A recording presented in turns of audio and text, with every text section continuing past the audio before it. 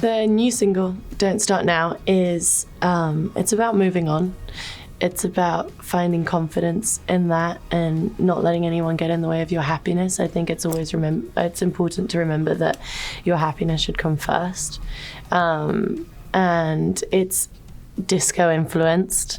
It felt like a good place to start.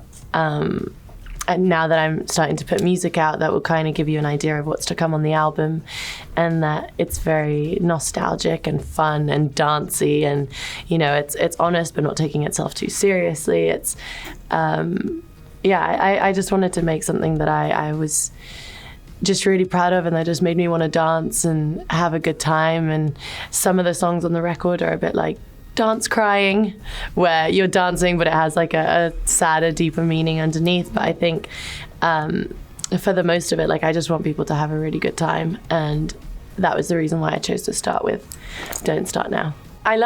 In order to protect myself, I think personally I like to do songs that kind of reflect on the basis of like metaphors, where I always feel that when I put music out, or like while I'm making the music, everything, like, I'm very particular about every little part and how it sounds and what it's going to be like and everything. But once I release it, I feel like it no longer belongs to me, and I like to allow the audience to create their own idea and their own story behind it. And for me, I feel like my job is to just kind of be like a vehicle for that, to show people that that we all go through the same things in one way or another. We all suffer heartbreak, but there's it's never really like there will be a good ending somewhere. There's always a silver lining, and I think that's always really important to remember. And so that's how I feel like I see my music, and that's how it normally comes about when I'm creating. There are so many artists that I love and I admire, and there may be some collabs on the record, but nothing that I'm ready to reveal just yet. I think I like to keep things a surprise for as long as I can. My dream collaboration would be Andre 3000.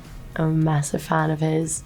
I'd love to work with Rihanna because she's just dope. I'd love to work with Frank Ocean. I'd love to work with Rosalia. I'd love to work with Lizzo. I'd love, there are so many artists that I love and I'm such a fan of. And I think it's amazing to see the way the music industry has evolved and how fun it is to see unexpected collaborations happening with different artists and kind of seeing what happens. I think it's a step forward in the right direction, I feel.